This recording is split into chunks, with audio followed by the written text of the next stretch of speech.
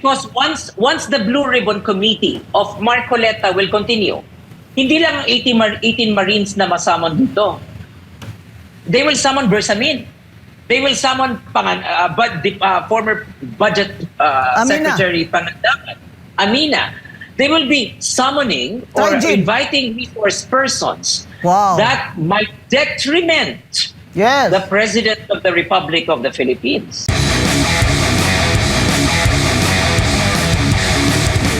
As long as the sitting chairperson of the Blue Ribbon, who is legitimate, is presiding the committee, and the resource speakers are there, then the committee hearing should continue. That's valid. Oh. Paano ito, Atty. Regal?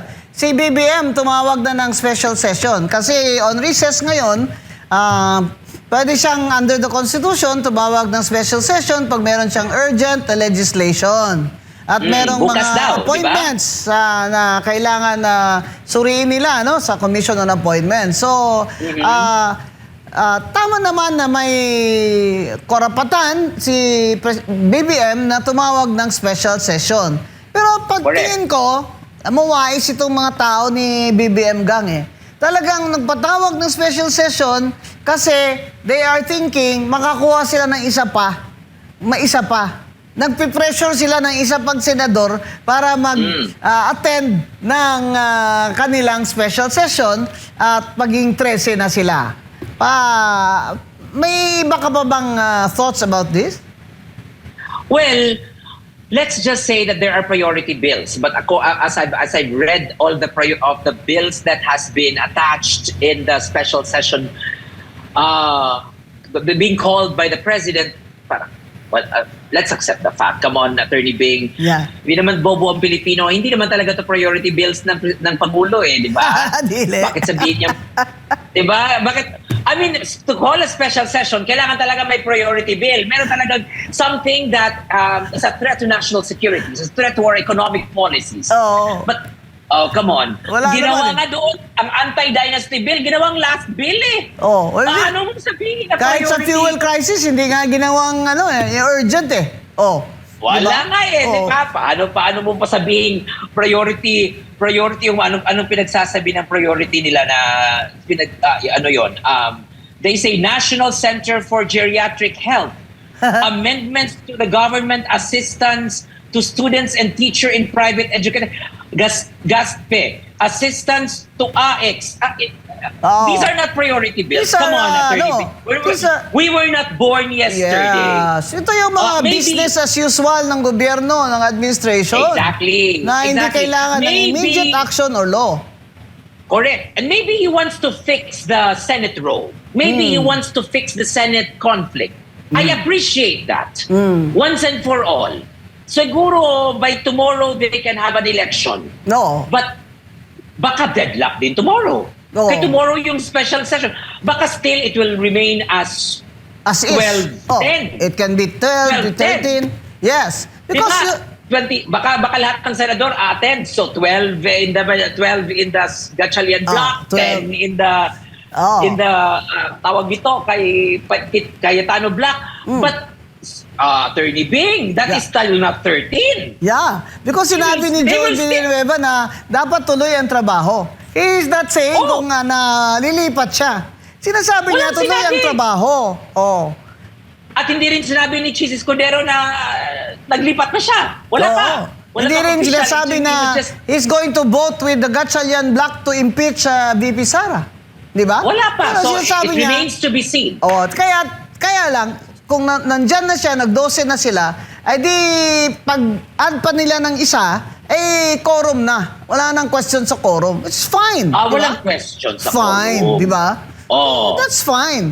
Kung mag-special session at dumating yung iba, may quorum na. Di ba? Pero okay lang ang quorum. Baka mamaya. But are they going to elect the president with are they going to elect the Senate president with 13 votes? That's a question. Because that's going to be funny. Pagpunta nila doon, 12-12 sila. Kung may deadlock, sinong Senate president?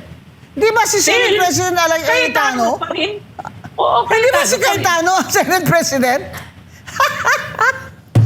Alam mo, grabe na talaga itong mga advisor ng Gatchalian Risa Ontiveros block na ito eh. Grabe na talaga ka-brilliant, no? Kasi yung mga dati inisip mo, it will not even cross your mind. Ito ngayon, pinipilit eh. Pilit na pilit eh, kung sa Tagalog pa. Kaya, sa totoo lang, nagkagulo-gulo lang yan na kailangan nilang kunin ang liderato ng Senate President ng Senado dahil gusto nila hinto. Ayaw nila tumuloy ang Blue Ribbon hearings ni Marcoleta. Yan naman ang alam ng tao eh. Kaya sasabihin, bakit ba, ano bang problema ng mga ito? Kung gusto lang nila na continue ang trabaho, pwede naman silang magtrabaho with Alan Peter as Senate President, pero hindi. Kasi ang tingin ko, talagang ginawa ito ng Gatchalian Risa Ontiveros block. Kasi may love team na daw ngayon, Attorney Regal eh. Winry. Kada ba? Kahilasoy. Basta hilasa.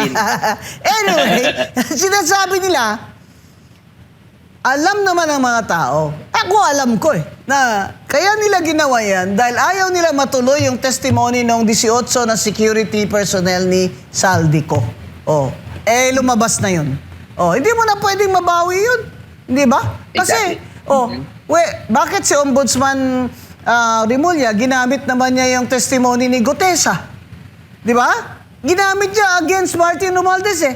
Ito, pag sinabit ito ni Senator Pia Cayetano sa Ombudsman, hindi ba niya gagamitin ito?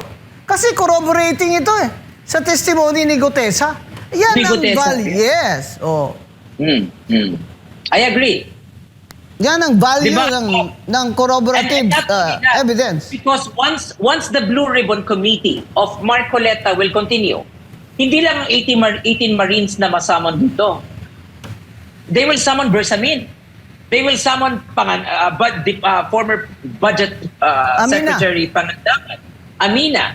They will be summoning or inviting resource persons that might detriment the President of the Republic of the Philippines.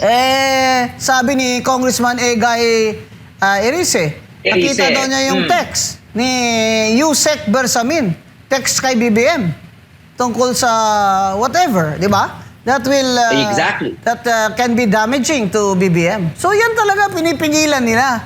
Kaya tama si Attorney Regal Oliva. Ang iba pang pwedeng ipatistigo dyan ng Blue Ribbon Committee ni Senator Marcoleta and Senator Pia ay yung iba pa na isabpina nila na pagaya ng DBM Secretary dati si Amina Pangandaman at yung mga Undersecretary Trigib at Undersecretary Bersamin. Kaya in other words, it's like peeling. Parang binibuksan mo yung yung karton ba ng gift ba? Tapos bawat bukas mong ganun may nakikita kang katotohanan. Ayaw nila, mga kababayan. Kaya ganyan ang agawan sa Senado ng Senate Presidency.